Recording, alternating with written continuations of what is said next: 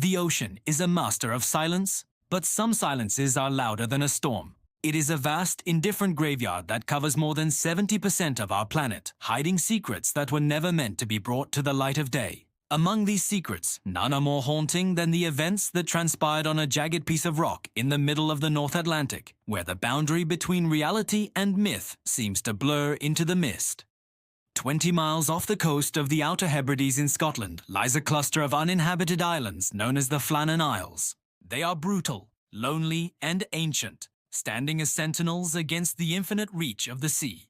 For centuries, local sailors have whispered that these islands belong to something other than humanity.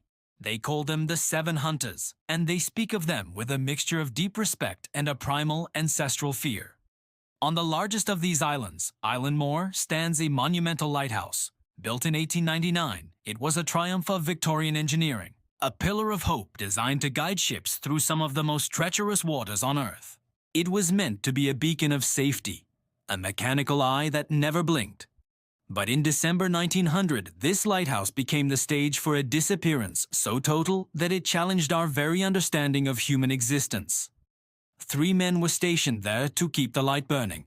3 experienced, hardened keepers who knew the sea, its moods, and its deadly potential. They were the elite of their craft, chosen for their resilience. But when the world came looking for them, they were gone. No bodies were found. No tracks were left behind. No sign of a struggle was visible. Just a cold, iron lighthouse and a silence that felt like a physical weight. In the unknown archive today, we face the biting wind and the salt spray to search for the ghosts of Eilean Mor. We are going deeper than the official reports, looking into the shadows of the logs and the folklore of the islands. We must ask the questions that have been avoided for over a century. What happens when the light goes out? And what happens when something from the dark decides to come in? To understand the mystery, we must first meet the men who occupied the rock. James Ducat, 43 years old, was the principal keeper. He was a veteran of the service, a man known for his discipline and steady nerves. Thomas Marshall, 28, was the second assistant. He was younger, perhaps more prone to the psychological pressures of isolation, but he was a capable sailor who had earned his place on the Flannans. And then there was Donald MacArthur, 40 years old, a supplementary keeper who was filling in for a colleague. MacArthur was a tough, no-nonsense Scotsman with a reputation for being a brawler in his younger days. These were not men who would be easily frightened by a gust of wind or a tall wave. They were professionals. They were trained to handle the most extreme conditions the North Atlantic could throw at them. The mystery officially began on the night of December 15, 1900. A passing steamer, the SS Archer, noticed something that should have sent a chill down the spine of any captain. The great light of Eilean Mor was dark. In an era before GPS and modern radar, a dark lighthouse was a catastrophic failure. It was a death sentence for any ship in the area, a betrayal of the maritime code that kept sailors alive. The Archer reported the failure when it reached port, but the weather was turning rapidly. A massive, brutal storm system was sweeping across the Atlantic, making the Flannan Isles completely inaccessible. For 11 agonizing days, the world could only wonder what had happened on that lonely rock. Was it a mechanical failure, a fuel shortage, or had something much more sinister occurred to the men themselves? On December 26, the relief ship Hesperus finally managed to fight its way to the island. On board was Joseph Moore, the man who was supposed to rotate in and take over duty from one of the keepers. As they approached, Captain Harvey blew the ship's whistle and fired a signal flare, expecting the 3 keepers to come running to the landing stage, as was the strict protocol of the service. But there was no response. The island remained as still as a grave. No flag was raised on the mast. No one stood on the rocks to catch the lines. The only thing that greeted them was the roar of the surf. Joseph Moore was sent ashore alone, a decision that would haunt him for the rest of his life. He would later describe a feeling of intense, suffocating dread as he climbed the steep, winding stone steps toward the tower. Every step felt heavier than the last, as if the island itself was trying to push him back into the sea. He called out the names of his friends, Ducat, Marshall, MacArthur, but his voice was swallowed by the gale. When Moore reached the lighthouse, he found the main door and the inner door both closed. He opened them with his key and stepped into the kitchen. The air inside was still and dondoruchu, yet the room looked alive. This is where the legend begins to bleed into reality. Mor found the kitchen table set for a meal. One of the chairs was knocked over on the floor as if someone had stood up in a violent, sudden hurry. The kitchen clock had stopped. In the absolute silence of the room, the frozen time felt like a dark omen. Mor searched the living quarters, finding the beds made and the lamps perfectly cleaned. The work of the day had been completed with the usual professional care. The wicks were trimmed, the lenses were polished. This wasn't the scene of a slow decline. It was the scene of an instant disappearance. Then, Mor found the most disturbing clue of all. He went to the cloakroom where the heavy, waterproof oilskin coats were kept. 2 sets were missing. Only 1 set remained, the one belonging to Donald MacArthur. In the middle of a Dondoruku December storm, no experienced keeper would ever go outside without his oilskins. It would be suicide. Why did the third man run out with no protection at all? What could be so urgent or so terrifying that you would face the Atlantic gale in your shirt sleeves? Mor ran back to the landing stage, his face pale, and told the captain the men were gone. A search party was formed. They scoured every inch of the tiny island, checking the sea caves and the high cliffs. They found nothing. No bodies, no clothing, not even a single footprint in the mud. Captain Harvey sent a telegram to the mainland that afternoon. It read, "A dreadful accident has happened at the Flannans. The 3 keepers have disappeared from the island." The news shocked the nation. The official investigation was led by Robert Muirhead, a man who knew the men personally. He began by examining the lighthouse logbook, the daily record where the keepers noted the weather and the state of the light. What Muirhead found in the log was so strange that it has fueled paranormal theories for over a century. The entries for the days leading up to the disappearance were unlike anything he had ever seen. On December 12th, Thomas Marshall wrote, "Severe winds, the likes of which I have never seen before in 20 years. He noted that the principal keeper, James Ducat, was very quiet. But the most shocking part was the mention of Donald MacArthur. Marshall wrote that the tough, rugged Scotsman was crying. Why would a man like MacArthur be reduced to tears by a storm?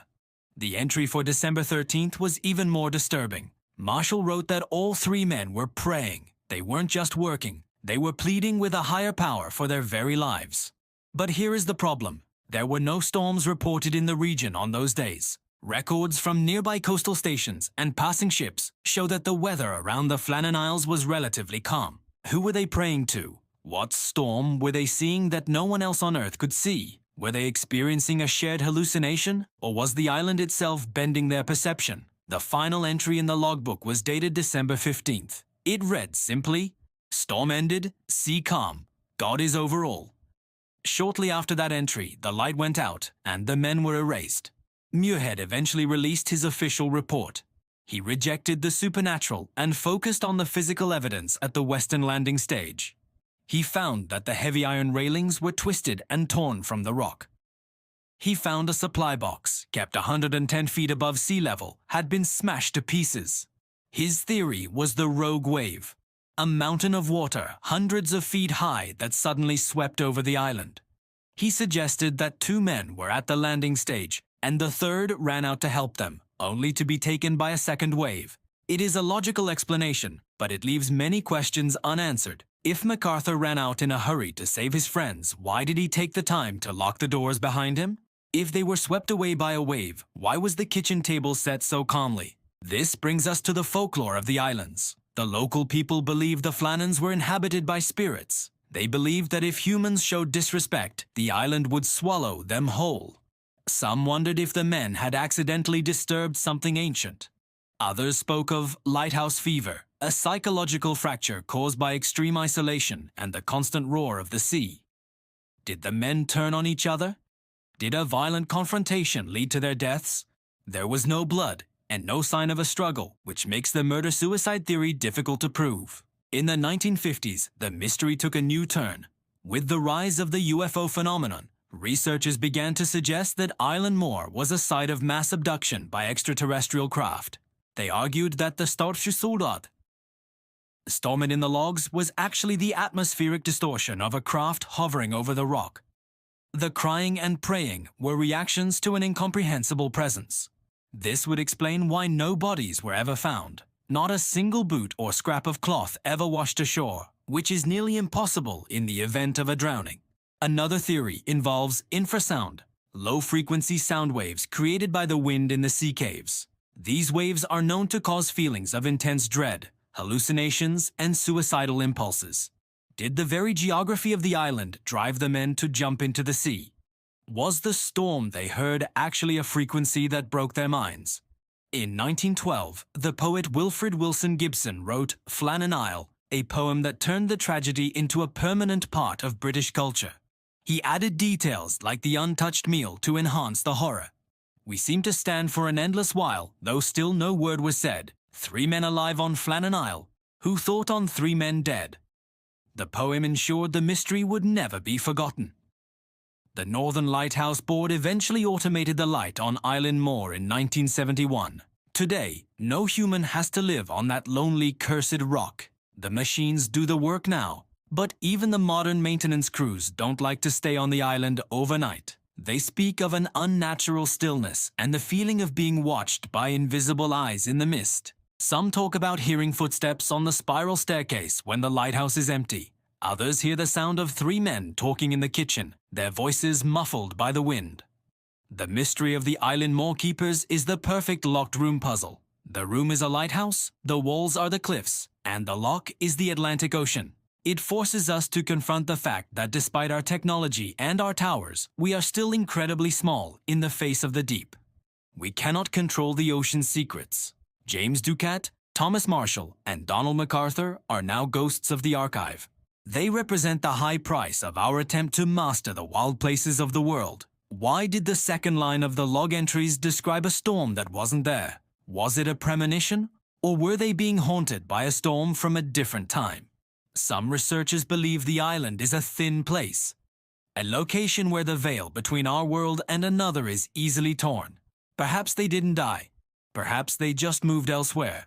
If the supply box was smashed 110 feet up, the power of the water was beyond anything we can imagine. It would have felt like the world was ending for those 3 men. The God is over all entry is perhaps the most chilling part of the entire file. It suggests a final surrender, a recognition that their struggle was over. The silence that Joseph Moore found that day is a silence that still echoes.